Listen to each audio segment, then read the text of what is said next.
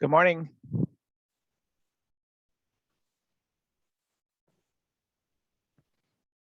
Are we ready to go? We're live, and we are recording now, so we're good, Renee. So we'll wait a couple more minutes to let some other folks pop in, but welcome everybody. Good morning. As we kick off our RFP process for Bexar County-wide capital improvement projects. We want to, it's right at 9 o'clock, 9:01. Give a couple of minutes for folks to who are still grabbing their coffee to get in, to join, opportunity to join with us. We know the link wasn't hot in the solicitation, and some people are trying to type it in as we speak. So we're going to give them a couple of minutes, and as we welcome Dave Wegman with our Capital Projects Division of the Public Works Department of Bexar County. And we'll start in about 2 minutes.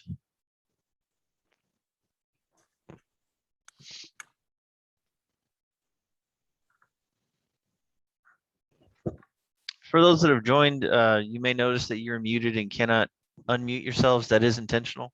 We want to keep the focus on our speaker, Mr. Wegman. As we go through, if you would, please place your contact information, any questions you may have in the chat.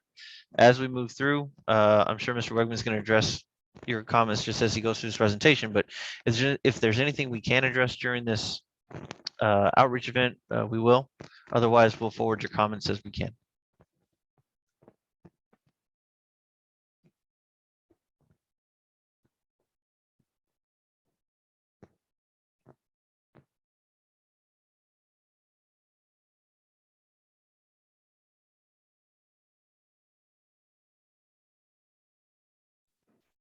Having seen no others in the waiting room, we'd like to do as we always do.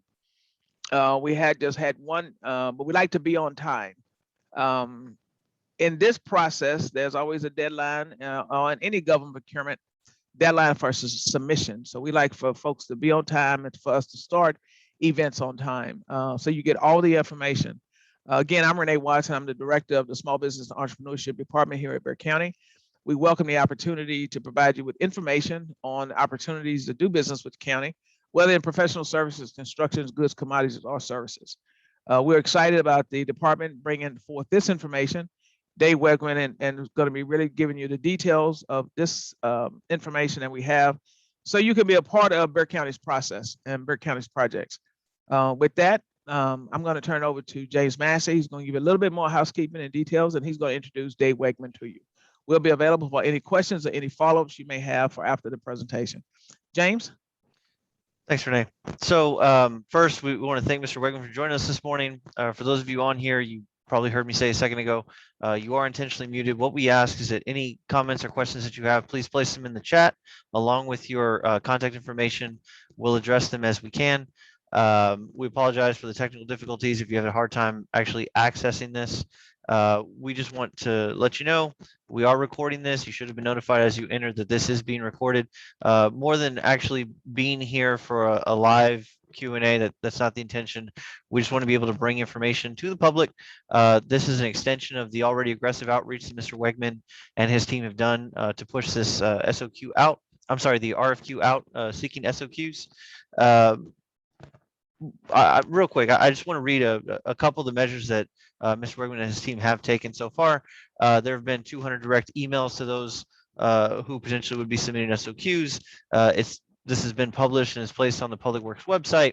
Notifications have been sent to 2 separate engineering advocacy organizations for distribution and membership. This has been provided to the San Antonio Council of Engineering Companies. This has been provided to the professional engineers in private practice. We, SWIMBY, SBED, we've been provided this RFQ seeking SOQs we've released through our CDMS campaign. Bexar County Purchasing has been involved in coordinating the release of a formal event. There's a number of things that Bexar County is doing to make sure that the public, specifically you interested in responding with an SOQ, have a chance to get this information, respond with this information. And of course, Mr. Wegman is integral in bringing that to you. This outreach is being recorded. Our intention is to have this on our website. Just an additional means to make sure folks know about this. We're going to host this on our website so long as the RFQ period is up. So with that said, Mr. Dave Wegman is with us. Again, we thank you for being here. He is the engineering services manager overseeing all engineering, design, and construction for transportation flood control, and as well as the Alamo Regional Mobility Authority. So with that said, Mr. Wegman, I am sharing the actual RFQ on screen right now, and I will yield the floor to you, sir. Great. Thank you so much, Renee, and thank you so much, James. For the purpose of this discussion, I'm going to assume that everybody on this call has already been able to access the request for qualifications. So I will try to highlight some things that'll be useful to you, specifically for firms who have not done work with Bexar County Public Works before, who have not visited with my department and discussed scoring criteria. In general, the request for qualifications is the first of a number of RFQs that I anticipate issuing throughout the course of the year.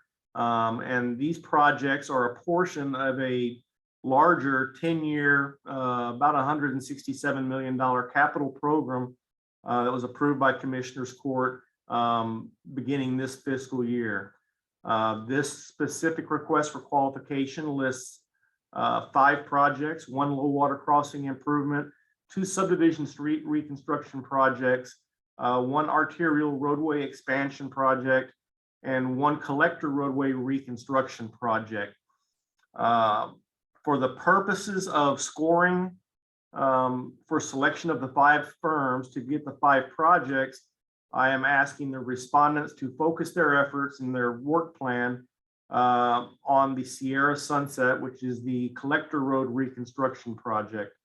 It is anticipated that we will select 5 firms for the 5 projects. The selection process will be based upon your work plan and your approach to the Sierra Sunset project. I will forego discussing each of the individual projects, since you can read the scope of each of the projects in the RFQ itself. Your SOQs are page limited to 15 pages. So do read the RFQ closely. There's a number of guidelines in there. In addition to the 15-page limit, there's a font size limitation. Your resumes are not counted in the page limit, but they are limited to 1 page per person. So be sure to read the RFQ closely. As far as the dates are concerned, it was issued on Friday, October 1st. Any questions related to the SOQ submittal process or any other questions you have regarding the projects, your questions are due by 4 o'clock on Wednesday this week. That'll be Wednesday the 13th. I will have answers issued in the form of an addendum posted on our website by that same Friday. That'll be Friday, October 15th. Responses are due in my office by 4 p.m. on October 29th. Responses will be in the form of 5 hard copies of the SOQ and 1 electronic format. I think for the purposes of this, I think the most useful things to do, James, you can scroll through the projects, but we're going to go to the last page, which is the scoring criteria, which I think will be the most useful for people who have yet to secure work with Bexar County or have not done an SOQ for me. So when I score, I do a very transparent process. I have these 7 scoring criteria. This is all done very quantitatively. I'll have 5 people from my engineering staff, myself included, as the scoring committee. Each of the individuals who scores statements of qualifications for me scores independently of one another. Everybody scores their SOQs on a spreadsheet. After everybody is completed, we compile scores, and it's a very quantitative process. I will provide the shortlisted and recommended firms to Commissioners Court for consideration for permission to negotiate with those particular firms. So let's go ahead and just go through these qualifications. 20 points out of 100. Now, qualifications is going to be, as you read, has the personnel with the relevant design experience and training. So that is going to be your resumes. This is going to be the people that you have working on the project itself. The first thing I do when I open up an SOQ for evaluation is I unbind it and I pull out the organization chart, and then I pull out all the resumes and I start comparing the two. What I would like to see on this is that the personnel that we're utilizing, that you're proposing for the project, match what you're asking them to do on the organizational chart. Make your resumes where they're tailored to their tasks that they've been assigned. Also be sure that when you discuss the resume experience, I want to know what that person did on specific projects. It's not useful for me to know just here's a list of projects I've worked on, but I need to know that when you did this work assignment, this is what you were responsible for. I need to be able to evaluate the skill set of the person versus a task being assigned to them, if that makes sense. Let me compare and contrast that to 4.3, which is professional competence. Whereas 4.1 is your personnel experience, your resumes. 4.3 is your firm experience. Now, there's a little bit of overlap, as in most of these scoring categories, but I've limited this to an 8-year period. And this is going to be your representative projects. One of the requirements of the RFQ is for you to list representative projects. And here's how I'm going to evaluate that. So you as a firm have done very similar type of work. So you as a firm, when you are writing to the Sierra Sunset project, it's going to be most useful for me to be able to evaluate your firm experience if you can show me that you've done similar type of work. Roadway reconstruction projects under high traffic areas with poor soil conditions, whatever you might deem relevant. And I don't need, this is going to be an issue where quality versus quantity, I don't have to have a laundry list of 100 projects you've worked on, but if you've got 2, 3, 4, or 5 really relevant projects that speak to your design experience in that respect, then show me that. So that's professional competence. I downplay that a little bit. So that's a 15-point category because I realize that firms are comprised of personnel, and I highly value qualified personnel. So the qualifications were 5 points more. Proposal quality is just what it says. Essentially, I need to make sure that you've given me a quality SOQ. If a firm cannot give me an error-free statement of qualifications, then I don't know how I can expect to have a quality set of plans delivered to me at the end of the day. This includes everything. Make sure your references are in good shape. Make sure the addresses and phone numbers are clean. I do check those. Spelling and grammatical errors, just not following format instructions. Any number of things you can stub your toe on this. Everybody should be able to get the entire 10 points if you just pay attention to what you're submitting.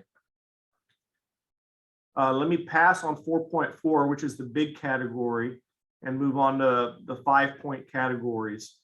Starting at the bottom, management plan is just a discussion of your org chart, how you go about doing business, who's going to be in charge, what are your lines of communication. This can be also best described as if you were doing a pre-planning meeting, and once you get your team together to start design, your kickoff meeting with your team, put that in kind of a narrative format. Who's going to be in charge? Dave will be project manager for this project, and all team members will be reporting to him. Sub-consultants will be coordinated with weekly, and the county will be provided monthly progress reports, etc. Things of that nature. It shouldn't take more than about 3/4 of a page to a page of your statement of qualifications. Everybody should be able to get 4 or 5 points for that one. Previous performance. How have you done? This is where I'm going to check your references. If you haven't worked with me, I'll call somebody you've worked with at the city of San Antonio or the city of Houston, or whoever you've worked with that you've left references in your statement of qualifications. And I'm going to call references, like I said, if I haven't worked with you before. That's pretty straightforward. One that a lot of people stub their toe on is cost awareness, and it's a small category. It's only a 5-point category, but a lot of people leave meat on the bone there. And I don't need throwaway cost savings that you should be doing anyway. I've had people in their SOQs tell me that they're going to give me an error-free set of plans and thus, save the county money with no change orders.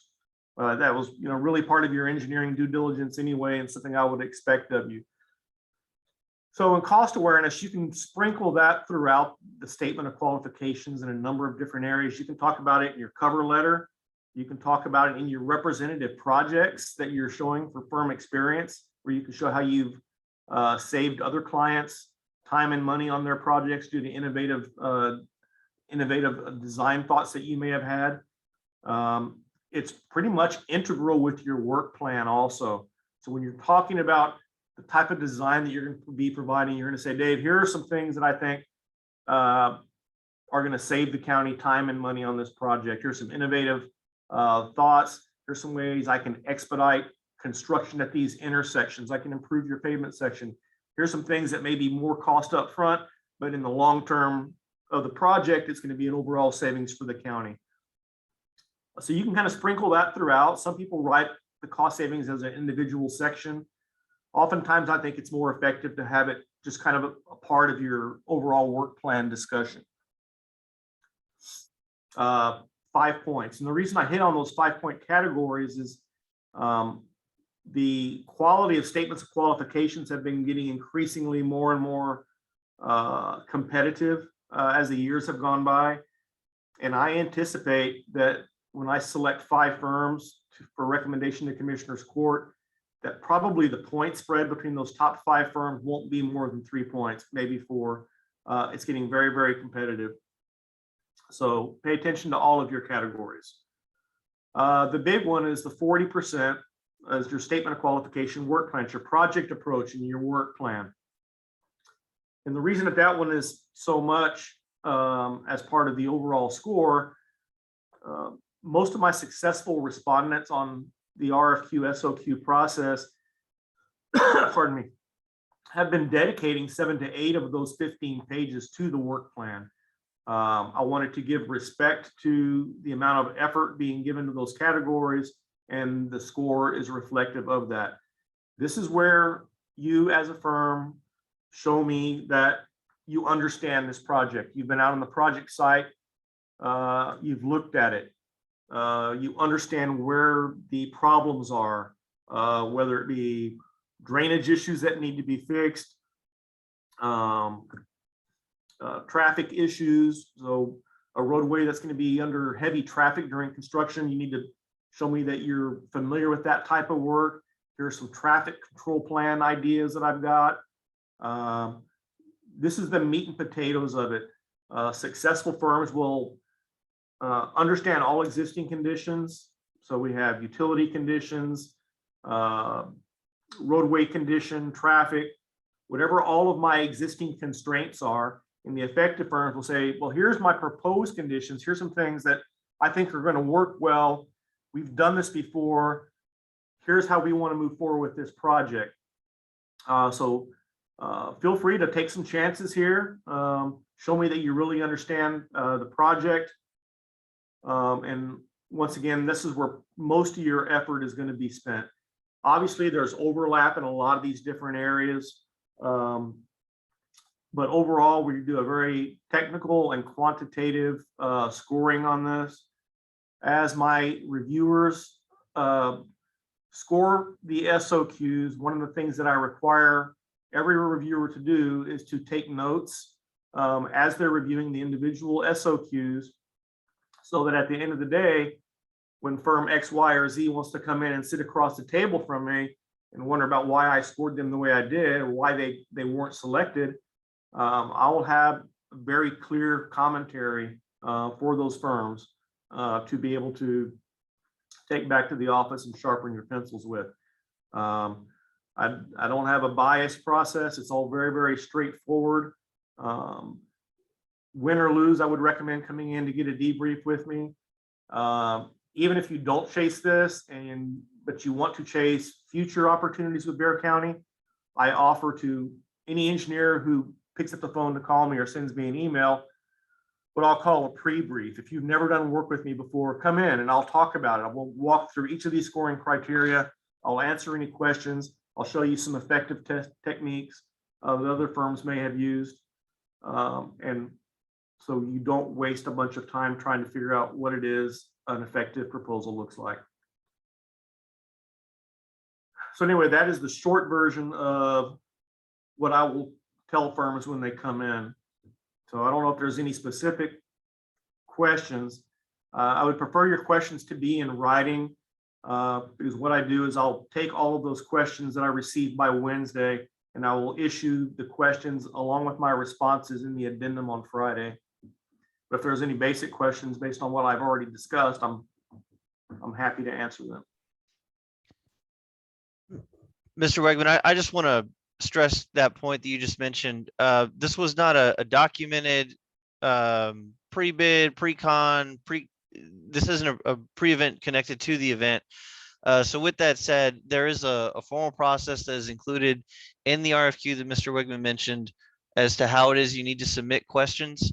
If you have specific questions, we're not going to answer those here. I'm going to advise Mr. Wegman not to answer them here. Not that he would, but we're going to ask you to actually write them down and follow the process so that they can be answered and included in the addendum. So questions you may have now, hopefully they're more overall or about the county's process or about the scoring criteria, but specific questions about this RFQ itself, or what you should include in your SOQ, we're going to ask that you include those in formal documentation so that their answers may be included in the addendum. If you joined us late, just be advised we have been recording this. We're going to post this on our website. We're going to have it available on our website for the duration of the RFQ period. It looks like Medina Bain just submitted a question via chat saying, will the recording of this be available? Again, I just mentioned this. Yes, we're going to have this on our website. We're going to leave it up accessible for the duration of this RFQ event. So with that said, anybody out there have any questions? You might need to use the raise your hand feature because I do have you muted in here.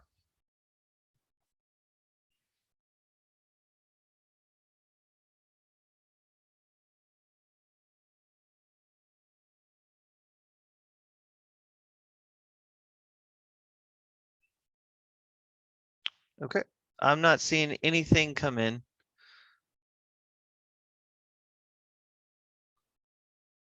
So let me just restate questions that you may have. I'm sharing my screen right now, so you should be able to see that questions are due to Mr. Wegman. His email is listed here. You have the date and time, Wednesday, October 13th at 4 o'clock. Dave, could you remind me or remind us when it is that you anticipate responding to official questions? Yes, I'll have the responses out by that same Friday. So 2 days after the questions come in, I'll have answers. Okay. And then just one more time, these are to be submitted no later than 4 p.m. October 29th. So with that said, I'm seeing no hands raised here. Again, if you were late joining us or you didn't hear me mention it a second ago, the most detailed portion of this, the one that we really want to stress is what the scoring criteria looks like, how it's going to be evaluated. We're going to have this up on our website for the duration of the RFQ period. So no one's using the chat feature. I see no hands raised. Renee, do you have any closing remarks? No, we just want to thank everybody and thank Dave Wegman for providing the briefing. Many of you joined us late, and again, you can get the recording.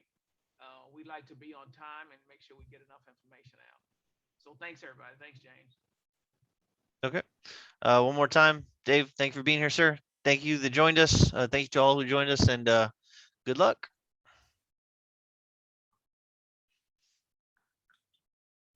I'm going to leave the chat feature open for just a few minutes. If anybody has any last minute questions that they want to submit through chat, you will have that ability. But otherwise, thank y'all for being here.